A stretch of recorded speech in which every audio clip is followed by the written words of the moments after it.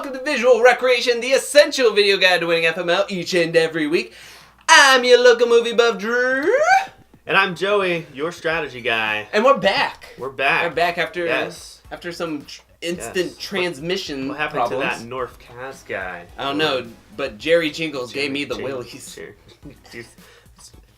Yes, that's done. It's done. Moving on to better things.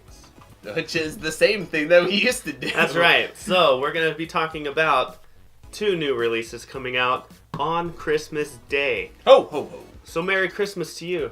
Unless you're watching this after Christmas, then Happy Tuesday or Wednesday. Yeah. Happy holiday season. Or Monday. Yeah, or Monday. Whenever they watch. Whenever you want to watch. But you want to watch this before the weekend because we're trying to help you with Fantasy Movie League. Wait, people are watching this? Yeah, people are watching this right there. Okay. So, first movie up on... I was going to say chopping block. But, whatever. First movie up today. We're talking about VICE.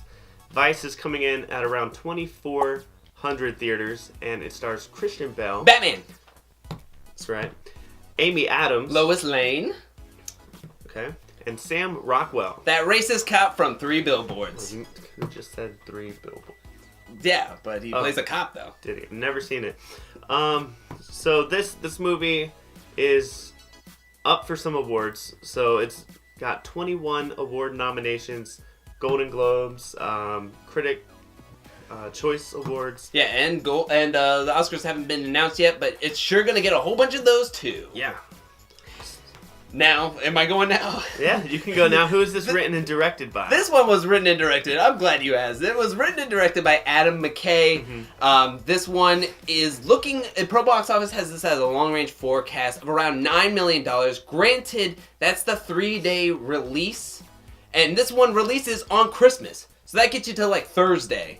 But luckily, our boy over at, What Say You University, Todd Thatcher... He's trying to help us out on the weekend haul, and he says that this one can make around $6.2 million from Friday to Sunday, which, I mean, it's good. Yeah. But not really for a 2,400 theater movie, but you never know what people are thinking about. That's true. And now the next movie up is Holmes and Watson. Yes, Will Ferrell teams up again with John C. Reilly. You know them from Step Brothers, Talladega Nights. I like to go fast. Yes, this movie is premiering in 2,700 plus theaters. It was written and directed by Ethan Coen.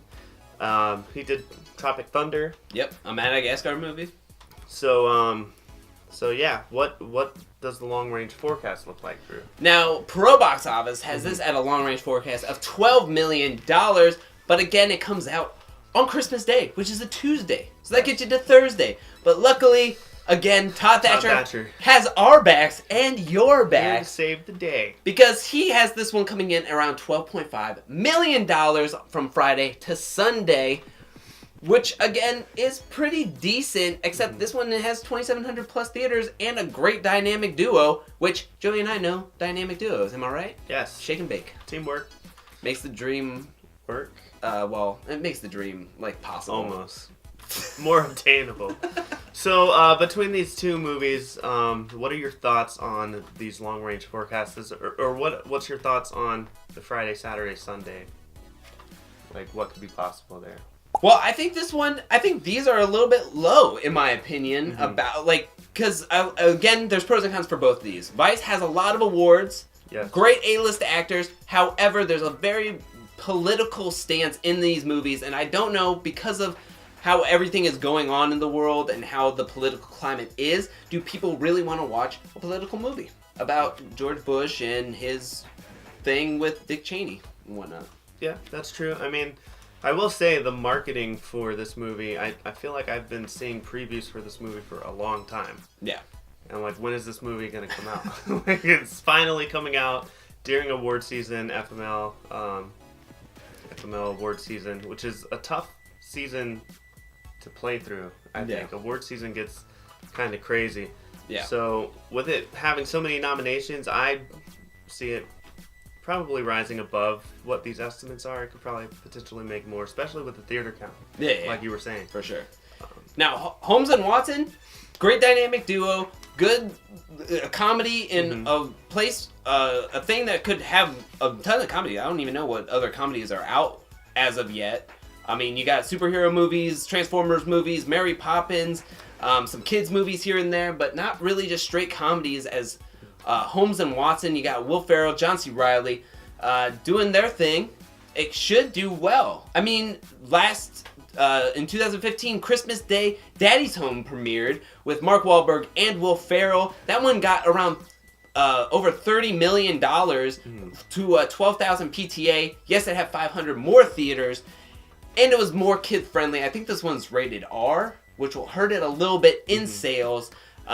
But if it does the 12,000 PTA, it would get an insane amount of money in its first opening weekend. It'll blow past its long-range forecast. It would put it in the 30 millions. Yeah, almost 40 million. It's around the same, yeah.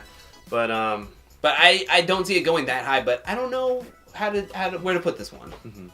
Yeah, I mean, looking at like the first trailer even, you're like, oh, this is interesting. Will Ferrell's back. This looks funny. But then you look into it a little bit more. Some of it could look a little hokey at times, and like they're trying too hard to be funny or to get the same results like they got with Talladega Nights and Step Brothers. Like, I don't know. Maybe they're trying too hard to do it, or maybe this is what the people want, and they're gonna see that over a political movie. So yeah, I don't know. And also, period piece comedies are kind of up in the air for me at the moment. Also, you have a whole bunch of holdovers this weekend coming up. So if you may have not seen Aquaman or Bumblebee last weekend on Christmas weekend, you might see them the next weekend, and those might all hold over and switch around. Good word of mouth makes Bumblebee really high up to play. You never know, but keep an eye out for those. Yeah, definitely. And now we're going to take a look at a new video segment.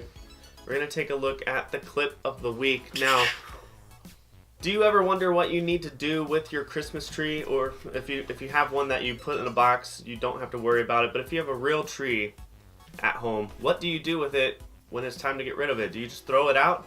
What about getting 1,200 of them together with your community and lighting them on fire? That does not sound safe, but I want to see this video clip. Let's take a look. Play. Alright, so I've never seen this one. Joey has. Yeah, so I'm starting the clip here. He's pouring gasoline all over that these does Christmas. Not seem safe. Look how many Christmas trees that is. That does not seem safe. He's on top of it. I hope he's not lighting it, because he's just dumping that everywhere. Like, I'm gonna just put a circle around me. This should be fine. There it is, aerial footage. Oh my gosh. Now, I've seen videos of just houses and like those cautionary things of like, hey, don't leave your tree dry, and also don't maybe put George Foreman grill right next to it. Right. Well, they go up fast. Yeah, I've seen it. It's like takes 12 seconds. I mean, I guess you needed the gasoline to help it, but they're Christmas trees. Yeah. Don't they burn really fast? That's what I've heard. I've never had a real tree myself. Oh my god. Look at the people. So there's 1,200 trees there. Is that 1,200 people? That does not look like 1,200 people. It definitely does not look like 1,200 people. Oh my gosh, look how... Oh man. And there's no safety line. It's just a backwoods. It's just somebody... So that's the clip of the week. Lighting your Christmas trees on fire.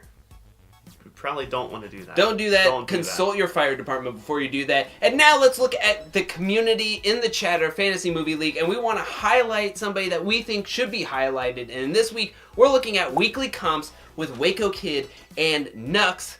Now, I think when I started Fantasy Movie League, the hardest thing to do was figuring out how well a movie was going to do. And one way to do that is by comping it to other movies that came out either around the same time or are very similar in style, genre, or taste. And it took me a long time to do this, but every week, Waco Kid and Nux does this very thorough job of just breaking down all the movies that are up for picking and tries to help you, the viewers, or anybody who's playing Fantasy Movie League, comp these movies right and get a better idea of of what to pick.